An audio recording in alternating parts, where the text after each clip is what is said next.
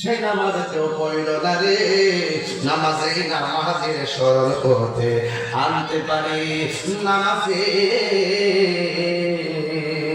নামাজে সালাম নেয় না আল্লাহ পাকে, নামাজে সালাম ওয়াজিব করলো নবীজিকে, ঠিক না? নামাজে সালাম নেয় না আল্লাহ পাকে, নামাজে সালাম ওয়াজিব করলো নবীজিকে। সেই নবীকে ভালোবাসলে থাকবে সুখে, সেই নবীকে ভালোবাসলে থাকবে সুখে। সাজমিকে না রোজা দেখে, রোজা দেখে, রোজা দেখে। এমপিরে সালাম দিলে নামাজ আসেনি, মন্দিরে সালাম দিলে নামাজ আসেনি, চেয়ারম্যানে সালাম দিলে নামাজ আসেনি, মেম্বারে সালাম দিলে নামাজ আসেনি রে বাবা। কিন্তু না না না, এই দুনিয়ার কাউকে যদি নামাজের ভিতরে করে আসসালামু আলাইকুম মেম্বার সব বসে নামাজ শেষ করে লই, নামাজ বাতিল হয়ে যায়। নামাজের দুনিয়ার কাউকে সালাম দিলে নামাজ বাতিল, আর আমার নবীরে নামাজের ভিতরে সালাম না দিলে নামাজ বাতিল হয়ে যায়।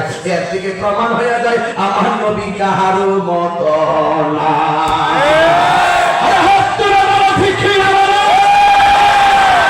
এই নামাজ আমরা চাই কি চাই না?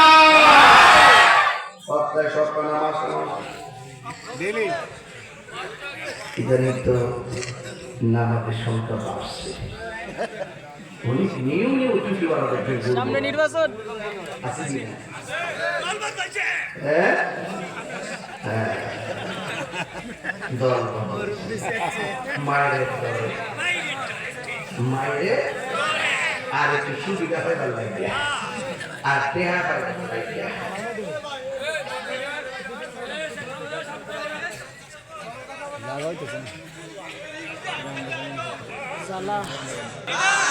আমি কি দলিলের ভাইয়ের কথা বলতেছি? আজকে ওয়াজের বিষয় কটা? দুইটা। কি কি? ইবাদত আর মুহাব্বত। মুহাব্বত, ইবাদত আর খিদমত। তো ইবাদত আপনি মুহাব্বত কইছেন না, খিদমত কইছি, তুমি ভুলে গেছো। কি বলেছি? ইবাদত আর খিদমত। এখন চলতেছে কোনটা? কত চলতেছে কোনটা? এখন সরকার বলে দোকানে যাই কেউ কো এটা ওয়াজ করলো আগে দোকানে কেন? তাই ওরা বলে বাবা আপনি আড়াই বছর আপনি ওয়াজ করেন, তাই ওরা খুব চাইবো আজে লাগবে, ঠিক না? না না কথা কইলে অনেক আনন্দ হয়। কিছু কিছু মুরব্বি আছে দেখবেন যখন ফজর আযান হবে আসসালাতু খায়রুম মিনান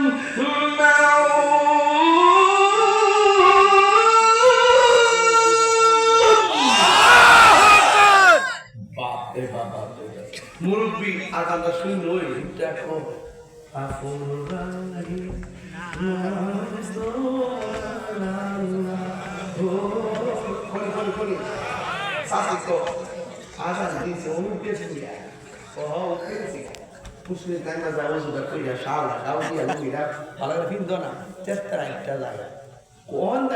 গান্ধার মধ্যে আর আধা ঘন্টা আছে বুঝতে থাকে লাগবে মসুদি কি ওই বই আর রসুল বলতেছেন ঘর যার ভালো লাগে না, মসজিদ যার ভালো লাগে আল্লাহ পাক ওই মানুষটিরে আরশের নিচে ছায়া দিবে। সুবহানাল্লাহ। বুঝেন না তো ওয়াজ করতে আপনি তো ফজর আজান দিলে মোবাইলটা সাজা লাগায় বুঝান, আরেকবার ফজরের টাইম উঠবার লাগে সন্ধ্যা সন্ধ্যা তার সাথে হয়ে যায়। এই গাছের জন্য আল্লাহ পাক আর শাসনের ময়দানে আরশের নিচে ছায়া দিয়ে দিবে। আওয়াজ হবে সুবহানাল্লাহ। এই সময় নষ্ট হয়ে গেছে। আগে তাড়াতাড়ি ঘুমাইতো, এখন দেরি করে ঘুমাবো। আগে তাড়াতাড়ি উঠতো, দেরি করে ঘুমাবে। এখন বলেন মসজিদে আযান হলে মসজিদে যাওয়ার দরকার আছে না? আল্লাহ ও আল্লাহ আপনি কবুল করেন, আমিন। এখন ইবাদতটা যত ইবাদত আছে সবচাইতে ইবাদত বড় ইবাদত হলো নামাজ। আফদালুল ইবাদতে সালাত, সবচেয়ে বড় ইবাদত, উত্তম ইবাদত নামাজ। এরপরে দেখেন এত বড় ইবাদতের পাশে আল্লাহ কয় ওয়াবিল ওয়ালিদাইনি ইহসানা, তোমরা মা বাবার সঙ্গে ভালো ব্যবহার করো। এত বড় ইবাদতের পরে মা বাবার কথা কোরআনে আল্লাহ উল্লেখ করে দিয়েছে, কথা কোন ঠিক না? ঠিক কি করেছে? তার মানে বোঝা যায় এখানে একটা বিষয় আছে। তার কি আছে? বান্দা আল্লাহর ইবাদত করবে, ওই বান্দাটাকে পাঠাইতে যায় আল্লাহ প্রথমে একটা পানির ফোঁটা পেটে ঢোকায়, ঠিক না? ঠিক। এরপরে কি বানায়? এরপরে কি বানায়? রক্তের টুকরা, এরপরে কি বানায় গোশতের টুকরা, এরপরে কি বানায় একটা দেহ, এরপর কি বানায় ভিতরে হাড্ডি উড্ডি, এরপরে কি দেয় একটা রূহ দেয়, এরপরে দুনিয়াতে পাঠায়, এরপরে মা তুলে বড় করে, এরপরে নামাজ পড়ো। তাইলে আল্লাহ পাক বান্দা আল্লাহকে ডাকবো, ডাকার জন্য প্রথম সেন্টার স্টেশন মার রহেন্দ্র বানাইছে। এই জন্য আল্লাহ পাকের ইবাদতের পরপর মার মর্যাদা কথা তুলে ধরেছেন। আল্লাহকে কষ্ট করে আল্লাহ ওই দিন পর্যন্ত না মার খেদমত করবো। আমার দেশের মধ্যে ফুলাভান যদি মুজি করে না, যতদিন মা বাপ মুজি করে ফুলাভানিয়া যদি মা বাপের মূল্যায়ন করে, যখন ফুলাভান বড় হয়ে যায় মা বাপ বড় হয়ে যায় তখন সম্মানটা বেশি করে না, টেয়া অবশ্য দেয় না, খবরও লয় না। এই জন্য আল্লাহ বলছেন ইম্মা ইয়াবলুগান্না ইনদাকাল কিবারা আহাদুহুমা আও কিলাহুমা ফালা তাকুল লাহুমা উফফিন ওয়া লা তানহারহুমা ওয়া কুল লাহুমা কওলান কারীমা। মা বাবা যদি বৃদ্ধ হয়ে যায়, মা যদি বৃদ্ধা হয়ে যায়, দুইজনের একজন কিংবা দুইজন যদি বুড়া হয়ে যায়, মা বাবার সঙ্গে ভালো ব্যবহার করতে হবে। তাইলে সতর্ক করে দিয়েছেন মা বাপ জীর্ণ শীর্ণ হয়ে গেল, মা বাবার খবর নিতে হবে। এই বিধান কার? আমার না আল্লাহ? আরে বড় করে কার বিধান? আল্লাহর খবরদার। এই খবরদার এখন মা বাবার সঙ্গে কিভাবে ব্যবহার করবেন? আল্লাহ বলেন ওয়া কুল্লাহুমা কওলান কারীমা, মা বাবার সঙ্গে সম্মানজনক ব্যবহার করতে হবে। এখন যদি অসম্মানজনক ব্যবহার করেন শাস্তি আছে না নাই? এই যে বুড়া বেড়ারা সারা জীবন ফুট করতে করতে হাতটা পড়ে গেছে, আরো বড় বড় হইলে শরীরটা আরো বড় বড় হইলে ফুট করতে করতে শরীরটা পুরো বানিয়ে গেছে। এই যে কত বেশি চলতে পারি মানে বিষয় না, এই ভিতরে দুঃখ আছে, ভিতরে কষ্ট আছে, তার চলতে পারি সাথে সাথে আগে পড়ছে। এই বুড়া বেড়া ফুট করতে করতে মানুষ করবার লাগিয়া ছোটবেলা থেকে বড় করিয়া এখন ধীরে ধীরে মানুষকে বড় করছে। সেই বাচ্চা যখন, সেই ছেলে যখন মা বাবার বুড়া কালে খবর নেয় না, তখন বললে শুনলে চোখ দিয়ে পানি আগে পড়ে আর কি করে জানেননি, হুজুর এত মায়া করে ফেলারে, এত মায়া করে বড় করলাম, কিন্তু এই বৃদ্ধা বয়সে আমি চলতে পারি না, আমি খাইতে পারি না, আমার চিকিৎসার টাকা নাই, আমার পুরো আমার খবর নেই না। অথচ ইতিহাস প্রমাণ করে আমার জীবনে বহুত দেখেছি সন্তানের কিডনির জন্য মায়ের কিডনি দিয়ে দিচ্ছে। আছে না নাই বলেন? আল্লাহ রাসূল বলছেন রিদার রাব্বি ফি রিদাল ওয়ালিদাইন, মা বাবার সন্তুষ্টিতে আল্লাহর সন্তুষ্টি, মা বাবার সন্তুষ্টিতে আল্লাহর সন্তুষ্টি। পীরের কাছে মুড়ি ধইয়া বাড়ির মধ্যে গরু লয়ে যাইবা আর মানুষ আল্লাহর নাম নিছ, সম্ভব না।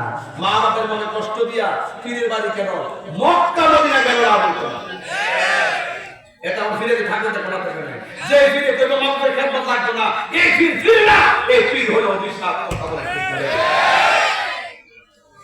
কথা বলা ঠিক নেই?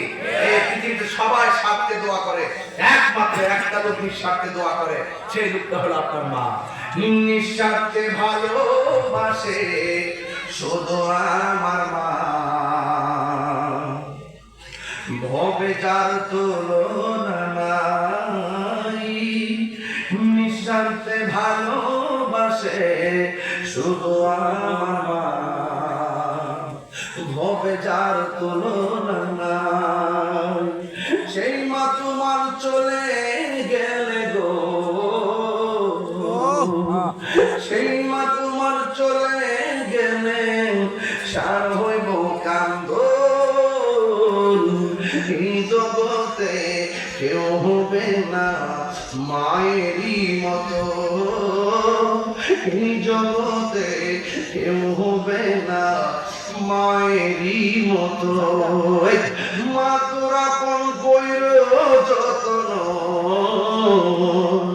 মা তোরা কোন কইর যতন, মা ধন।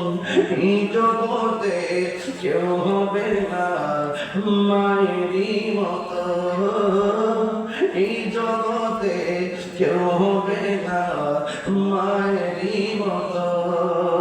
একটা জবান বন্ধ রাখবেন না। আমি তিনটা ওয়াজে বড় দুর্বল। এক নম্বর কবর হাসর ওয়াজ করলে মনে বড় কষ্ট লাগে রে, আর দুইটা হলো কারবালার ওয়াজ করলে মনে বড় বিদারক লাগে। তিন নম্বর মা বাবার কথা বললে আমার অন্তরটা ভাঙে খান খান হয়ে যায়, কারণ আমার বাবাকে আমি হারাইছি 6 বছর হয়ে গেছে। কত মুরব্বি দেখি আমার বাবার কথা মনে হয়, কিন্তু আমার বাবা তো আর ফিরে আসে নাই রে। দাঁত থাকতে দাঁতের মর্ম বোঝা লাগবে, মা থাকতে মার মর্ম বোঝা লাগবে। মা বাবা কেমন সম্পদ, এই শীতের দিন আসলে মায়ের কথা মনে হয় বেশি। আমি ডান পাশে পেশাব করে দিয়েছি, মা দুঃখিনী বাম পাশে নিয়ে গেছেন। বাম পাশে পেশাব করে দিয়েছি, মা দুঃখিনী আমাকে বুকের উপরে নিয়ে গেছেন। শুধুমাত্র তাই নয়, চল্লিশটায় একটা নয়, দুইটা নয়, 10টা পরোটা ভিজাইছি। শেষ পর্যন্ত মায়ের শাড়ি কাপড় দিয়ে মা আমার বাইরে মুখে রাখছে। মা সারাদিন এই কুয়াশার ভিতরে, বৃষ্টি এই কুয়াশার ভিতরে শীতের মধ্যে কষ্ট করলো, কিন্তু মা দুঃখিনী আমার ঘুমের ব্যাঘাত ঘটাই নাই। মা ছোটবেলায়, আমরা ছোটবেলায় মাঝে কত রাত না ঘুমায় কাটাইছে, এটা কেউ ব্যাখ্যা করতে পারবো না রে। এই জন্য আমার যুবক ভাইয়েরা, যদি দাইমা থাকে দাইমার খবর নিবেন। মার জিজ্ঞাসা করেন, আম্মা আমার ভূমিষ্ঠের সময় দাইমা কে ছিল? তখন দাইমারে জিগাইবেন, দাইমা গো আমি যখন মার পেট থেকে দুনিয়াতে আসবো, মা যেদিন বলছিল আমার পেটে ব্যথা করে, তখন দাইমা বলছিল দরজা লাগা, দাইমা বলছিল দরজা লাগা। অন্ধকার কইরা কাপড়ে অন্ধকার করছে, কইলে কথা বন আছে, খেরের কোরআন যে আইনা সুরে একটা কফি লাগাইছে, বাতি লাগাইয়া ঘন্টার পর ঘন্টা মাথার মধ্যে পানি ঢালছে, আর বলতেছে টেনশন কইরো না, আমি যখন মার পেট থেকে ভূমিষ্ঠ হবো, ওই মুহূর্তে মা দুঃখিনী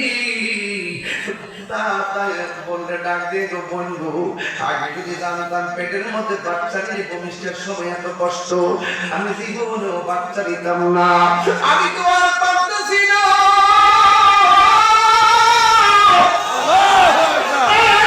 সহ্য হয় না। ও আমার এলাকার বাবা, আমি আর পারতেছি না গো, আমার একটা ছুরি দে, আমার জীবনটা নিজে দিয়া বলায়। ডাক্তাররা কি বলে জানেননি? ওই ভূমিষ্ঠের সময় যেই ব্যথা হয়, এর চাইতে একটা ব্যথা হলে, যেই পরিমাণ ব্যথা হলে মানুষ মারা যায়, সন্তান ভূমিষ্ঠের সময় এর চাইতে বেশি ব্যথা হয়, দ্বিগুণ তিনগুণ বেশি ব্যথা হয়। আল্লাহ বাঁচায় রাখে, দেখে না বেটিটা বাচ্চা হয়েছে, আল্লাহ বাঁচায় রাখছে দিকে না 2 বছরের মহিলারা বাচ্চা হয়েছে, না এটা তো বাঁচার কথা না রে বাবা। ও বন্ধু, এমন অনেক ঘটনা তোমাদের বাজে বিষয়তে আছে, ভূমিষ্ঠের পরে সন্তান বাবা করে কান্দে, কিন্তু মা দুনিয়ার কথা কয় না। হঠাৎ করে 2 বছরের মসজিদে খবর হলো ডেলিভারি পেয়েছে, এই মহিলাটা মারা গেছে, এমন ইতিহাস সমাজে আছে না নাই? আছে রে, আছে। আমার নবী, আপনার নবী বলেন, ডেলিভারি পেয়েছে যদি কোন মহিলা মারা যায়, আমার আল্লাহ ওই মহিলাটারে শহীদের মর্যাদা দান করে দে। আল্লাহ যে এত মর্যাদা দিল, তোমার মারে তুমি কি মর্যাদা দিলা? ও পুরে মা কয়, আমার ছুরিতে আমার জীবনটা আমি শেষ করে দেই। এবার মহিলাটা করো বলল, আল্লাহ আল্লাহ করো। এবার ভূমিষ্ঠ সময়ে এবার মা দুঃখিনীর পেট দিয়ে সন্তান বের হওয়ার সময় যুদ্ধ করে, আবার দেখেন কিছু কিছু মহিলা সিজার করে। সিজার অনেকে কয় সিজারে কষ্ট নাই, অনেকে কয় ভূমিষ্ঠ হইলে কষ্ট। আর যে পুত্রের জন্য সিজার যে করলো, তোমার জন্য, সন্তানটার জন্য, মার ভালো পেটটারে 7 পাল্লা চামড়াটা কাটতে ফেলাইলো, আজীবনের জন্য পেটটা কাইটা আনফিট হয়ে গেল। আর সিজার যারা করে খবর নিয়ে দেখো, সিজারের আগে কোমরের মধ্যে একটা ইনজেকশন দেয়, আজীবনের জন্য কোমরটা পঙ্গু হয়ে যায়, কোনোদিন আর বাড়ি লইয়া দাঁড়াইতে পারে না, একমাত্র তুই সন্তানের কারণে। কথা বলেন ঠিক কিনা? এই সন্তানের কারণে মা এত কষ্ট করি, আমার ছুরিটা দে, আমি আমার জীবন রাখবো না, আমি আমার জীবন রাখবো না। এই কথা বলার পরে মাথার মধ্যে পানি দেয়, কত তেল তুল দেয়। ওই দিন মা সন্তানের কষ্ট করে প্রবেশ করে, মা আর কথা কয় না। হঠাৎ করে কানের কাছে মুখটা লাগাই, সখিনা গো তোমার ছেলে হয়েছে, চোখটা মিড়মিড়ে ছায়া করে, কই আমার ফুলা দে, আমার দে। দেখবেন ডাক্তার যখন সিজার করে বাচ্চারা পেট কেটে বাইরে করে রক্ত সহকারে, নাভিটা সহকারে মার বুকের মধ্যে দিয়া দেয়। ডাক্তাররা ভালো করে জানে ওই সময় যে ব্যথা দুনিয়ার করে মেডিসিন কাজ হয় না, সন্তান স্পর্শ পাইলে মা দুঃখিনী বেতার কত সেকেন্ডে বলে যায়, কথা বলে না বাবা, ঠিক না বেঠি? ও আব্বুরে, বাবা রে, ও বাবা, আমার নবী আপনার নবী বলে দিয়েছেন, আজ জান্নাত তাহাতা আকদাবিল উম্মাহাত, মায়ের পায়ের নিচে সন্তানের জান্নাত। ও বন্ধু, ও বাবা রে আমার নবী আপনার নবী বলেছেন, মা বাবার মনে কষ্ট দেওয়া যাবে না রে। মায়ের চেহারা দেখে যদি একবার কেউ অনেক নজরে তাকাই, আমার আল্লাহ তারা বললাই কবুল হজে সওয়াব দিয়ে দেয়। এই জন্য মায়ের সঙ্গে খারাপ ব্যবহার কইরা তাহির সামনে বসে তুমি আমার ওয়াজ শুনবা, তোমার মতো শ্রোতা তাহিরি দরকার নাই। আমি তাহিরি এমন জিনিস, আমি জানো নির্বাচনের মধ্যে রে বাবা, ওই হবিগঞ্জ সুমারগড় মাধবপুর থেকে নির্বাচন করবো, বৃহত্তর সুন্নি জোটের পক্ষ থেকে মোমবাতি প্রতীকে আমি যাওয়ার সময় মনে পেয়েছি, আম্মা গো একটু দোয়া করে দাও। আম্মা মাথার মধ্যে হাত তুলে আমার দোয়া করে দিছে। আরে মা, আরে মা দোয়া যদি সাথে থাকে আল্লাহ পাক প্রতি বাধা মুসিবত থেকে হেফাজত রাখে। এই কথা কোন ঠিক কিনা? মা কেন এত দামি জানে না সকলে, বলো মা কেন এত দামি জানে না সকলে, জানতো যদি পড়তো দেখে কোরআন হাদিস খুলে। একটি হজের সওয়াব মিলে, একটি হজের সওয়াব মিলে, মারে একবার দেখিলে, দেখিলে মা কেন এত দামি জানে না সকলে, বলো মা কেন এত দামি জানে না সকলে। দুটি বছর পান করালো মায়ের বুকের দুধ, খুলে পিঠে নিয়ে আমায় দিতেন কত সুখ। দুটি বছর পান করালো মায়ের বুকের দুধ, খুলে পিঠে নিয়ে আমায় দিতেন কত সুখ। সেই মায়ের কষ্ট দিলে, সেই মায়ের ছোটলে, মা কেন এত দামি জানে না সকলে, বলুন মা কেন এত দামি জানে না সকলে। জানতো যদি পড়তো দেখে কোরআন হাদিস খুলে। একটি হজের সওয়াব মিলে, একটি হজের সওয়াব মিলে, মাকে একবার দেখিলে মা কেন এত দামি জানে না সকলে।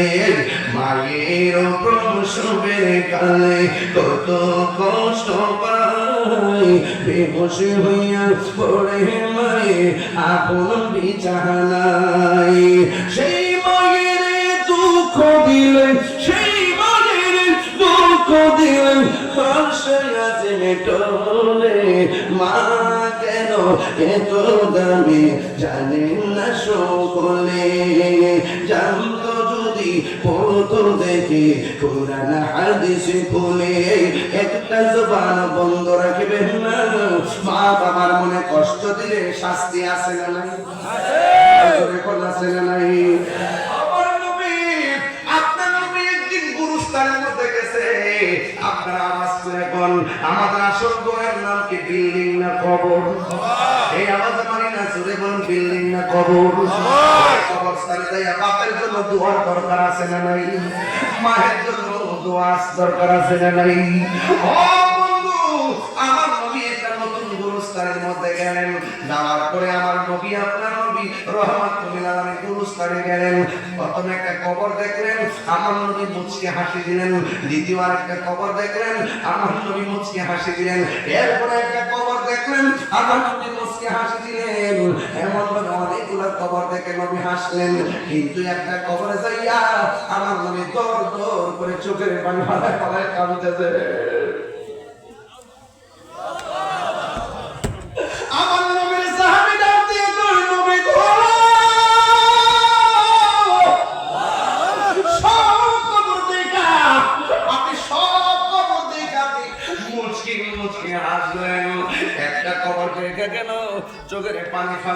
কাঁদলেন। ও বন্ধুরে, বন্ধুরে, ও বাবা, আপনারা আওয়াজ করে বল, আমার নবী কবর আযাব দেখার ক্ষমতা আছে না নাই? আমার নবী কবর ভালো মন্দ দেখার ক্ষমতা আছে না নাই?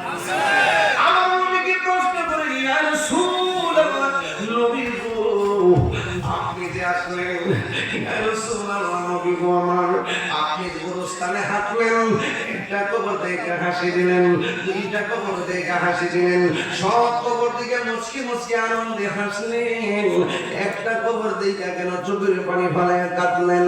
আল্লাহর হাবিব ডাক দিয়ে কই, সাহাবীরা রে, আমি নবী যাহা দেখি তুমি তা দেখো না।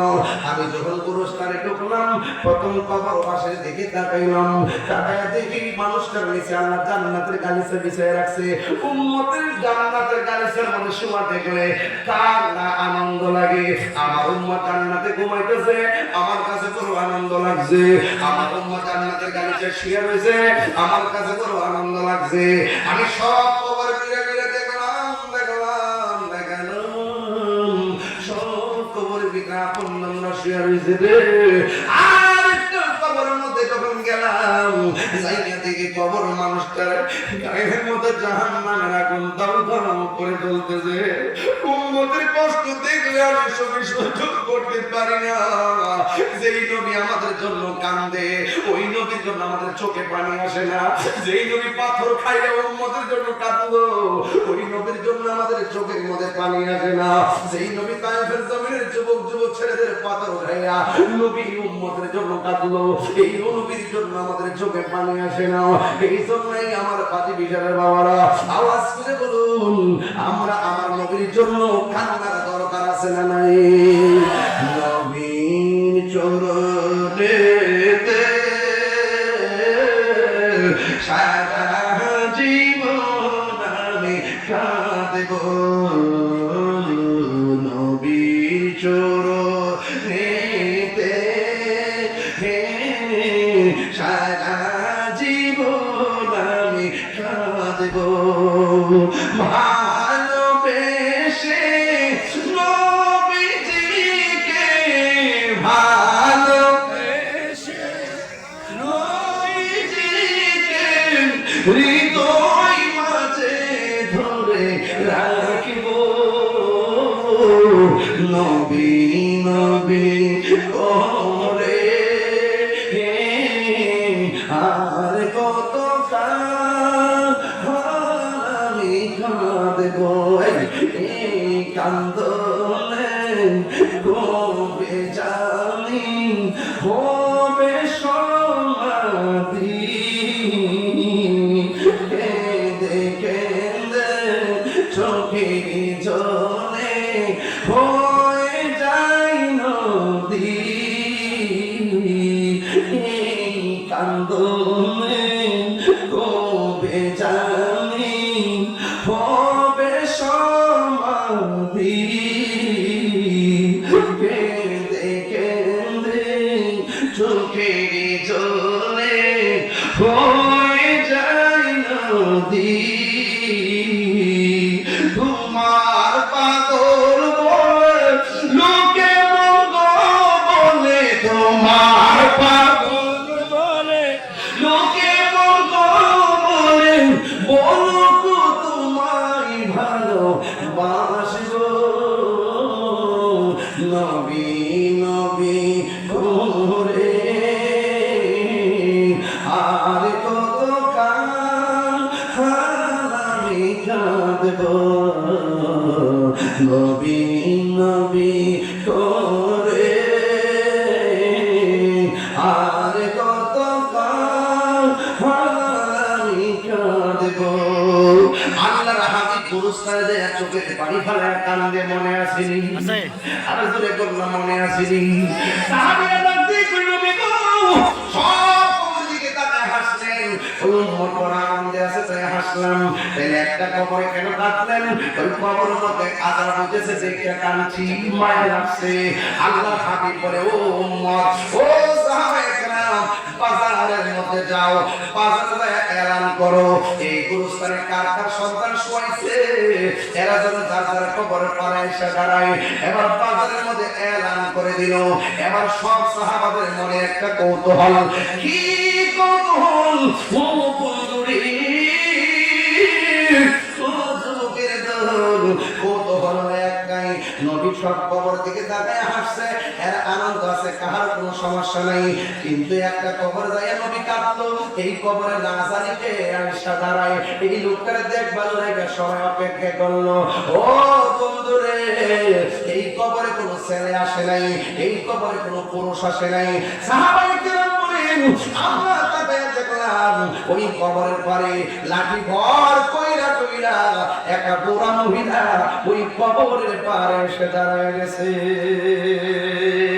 আমার নবী ডাক দিয়া কয়, মা গো,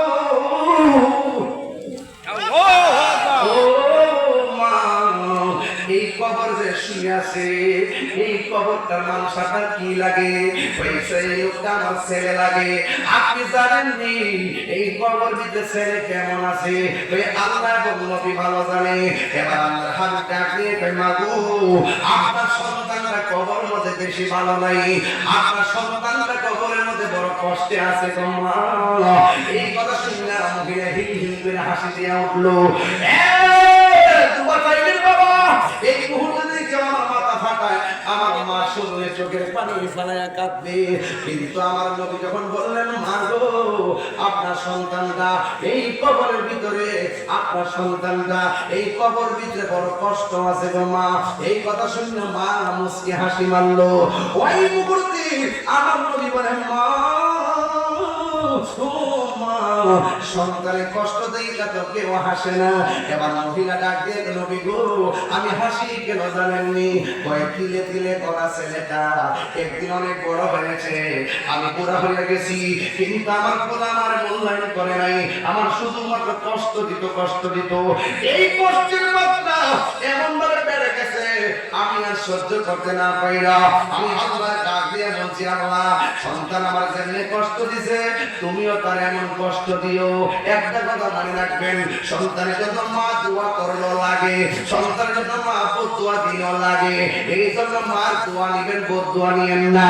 একটা কথা মনে রাখবেন, মার মনে কষ্ট দিলে মনে করেন যে হাত দিলে বদুয়া লাগবো, যদি মা যদি উপরে পুত করলি কি, এই করলি কি, কইলে জীবন শেষ হয়ে যাবে। কথা কোন ঠিক কিনা?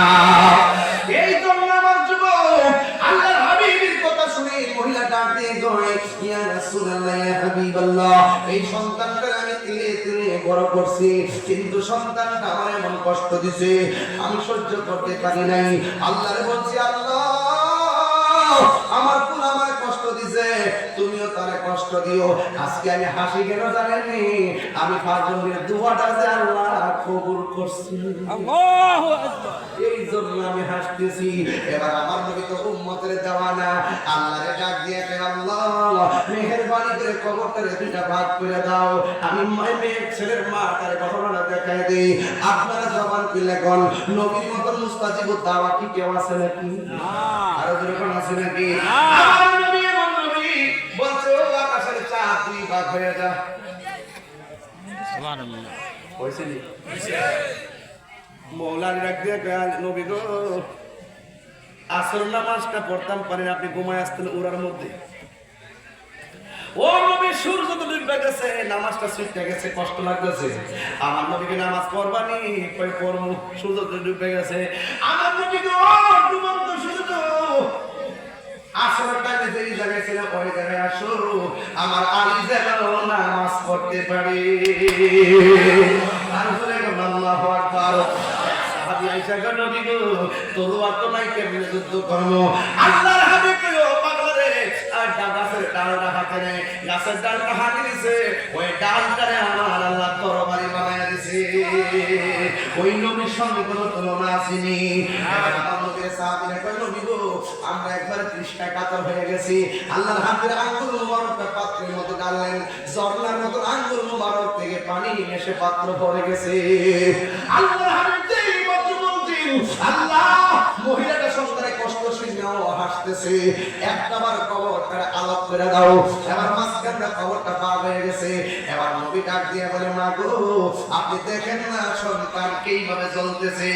একটা কথা মনে রাখবেন খোলাফা বলে, বাবার যতই ধমক দিয়ে কথা বলো না কেন, হাজার বার তুমি মা বাবার কাছ থেকে দূরে সরে যেতে পারো, হাজার কষ্ট দেওয়ার পরেও যদি মার কাছে আইসা তো আম্মা আমার ভুল হয়েছে, হাজার পরিমাণ কষ্ট মা সেকেন্ডের ভিতরে ভুলে যায়। কথা কম ঠিক কিনা?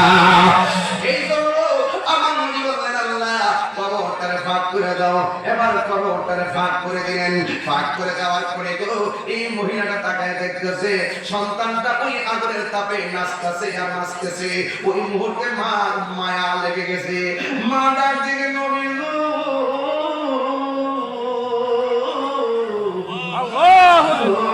মায়ার নবী, মাগো তোমার মতো লই না কেহ, আমায় তুলে টানি আঁচল দিয়ে মুছে নাকি, আঁচল দিয়ে মুছে নাকি আমার চোখে পানি। হাইরে মা জননী আমার, হাইরে মা জননী, সবাই হাইরে মা জননী আমার, হাইরে মা জননী আমি কেমন করে দেব মাটি, আমি কেমন করে দেব মাটি তোমার কবরে। মা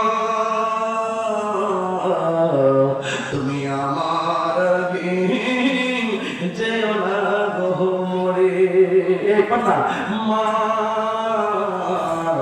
তুমি আমার আগে যেও না গো মরে। যখন রাত্রি নিঝুম নেই চোখে ঘুম, একেবারে শূন্য ঘরে তোমায় মনে পড়ে, মাগো তোমায় মনে পড়ে। মা ডাক দেখি, নবী গো আমি সন্তানের তেমন কষ্ট পাইয়া বদুয়া দিনে যদি এমন ভাবে কষ্ট দিব গো, আমি জিন্দেগিতে আমার জাদু মনিরে বদ্ধ দিতাম না। ও নবী আল্লাহরে বলেন না আমার পুরান কবরটারে যেন মাফ করে দে। এই কথা বলার পর আমার নবীকে আপনি মাফ করছেননি? হ্যাঁ আমি মাফ করেছি। এই কথা বলতে তিনি আমার আল্লাহ সন্তানের কবরটারে জান্নাতের নিকেতন বানায়া দিছে। এই জন্য মা জীবনে কষ্ট ধরে রাখে না।